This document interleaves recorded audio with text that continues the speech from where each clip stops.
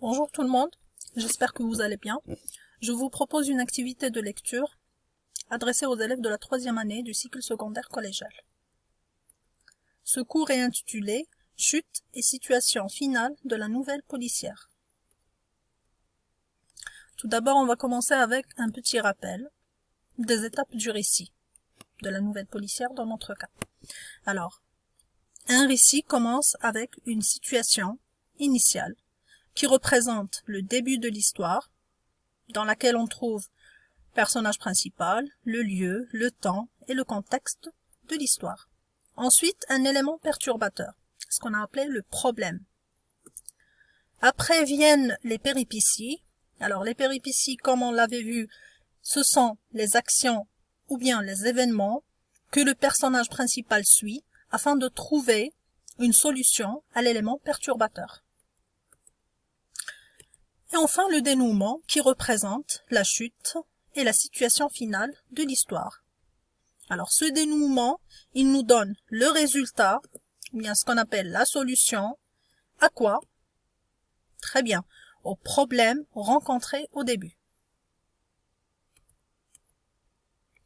Alors, voici un extrait sur lequel on va travailler. Suivez. Les traces de pas qui appartenaient au serveur n'étaient finalement pas une forte preuve pour le condamner, car il était innocent. L'inspecteur, qui était intelligent et très doué dans son travail, avait la certitude que le vrai coupable ne pouvait pas quitter les lieux sans avoir laissé quelque chose derrière lui. La suite. Les fils de l'enquête menaient finalement au propriétaire du restaurant. Et c'était lui, c'est-à-dire le propriétaire du restaurant, le gérant ou bien le responsable, ou bien celui qui a le restaurant, c'était lui le responsable du vol. Il a été condamné à 5 ans de prison car il a menti aux autorités, c'est-à-dire à la police. Donc il a dit qu'il a été volé alors que c'était lui-même le voleur. Une question. À votre avis, que représente cette partie? Une dernière fois. Regardez bien la partie. Qu'est-ce qu'elle représente? Est-ce que c'est le début d'une histoire? Ou bien la partie centrale, c'est-à-dire les péripéties? Très bien, c'est la fin de l'histoire. Pourquoi? Parce qu'on a découvert le vrai coupable, qui est le propriétaire du restaurant. Très bien. Regardez, on l'avait dit, et il a été condamné à 5 ans de prison car il a menti aux autorités. Donc d'abord, on a découvert que ce n'était pas le serveur le coupable, et la dernière chose, le responsable ou bien le propriétaire du restaurant a été condamné à 5 ans de prison car c'était lui, le voleur, et il avait menti aux autorités. Et donc, le dénouement d'une nouvelle policière, c'est quoi? C'est la fin de l'histoire par laquelle on annonce la résolution du problème rencontré. La résolution du problème rencontré. Et le résultat est souvent étonnant.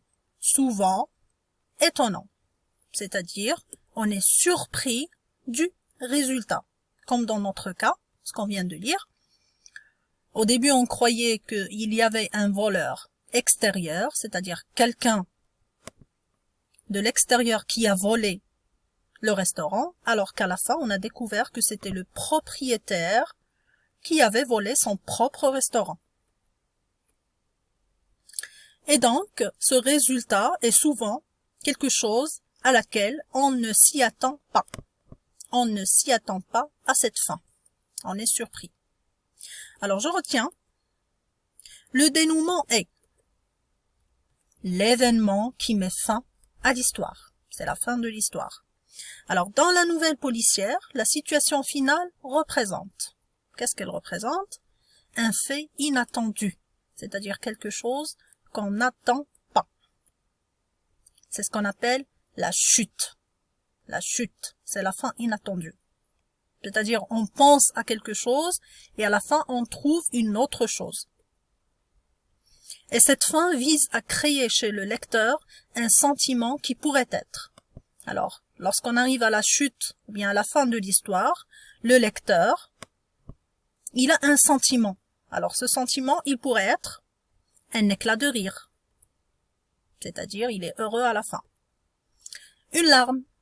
Une larme, c'est-à-dire, il est triste. Un frisson. Ou bien encore, une surprise. C'est-à-dire, il est surpris.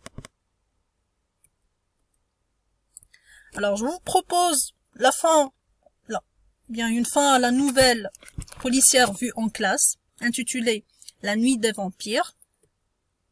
Alors, l'inspecteur Justin pense que le coupable est un vampire, mais en réalité, il s'agit de quelqu'un, c'est-à-dire une personne, qui vide ses victimes de leur sang à l'aide d'une seringue.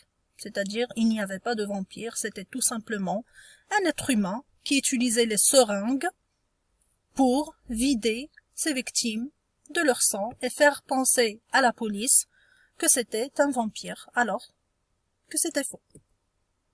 Et voilà, nous sommes arrivés à la fin et à la dernière étape de la nouvelle policière. Maintenant, c'est à votre tour de réaliser votre propre nouvelle policière en suivant les étapes étudiées en classe et en faisant travailler votre imagination. Et je vous dis au revoir et bonne chance.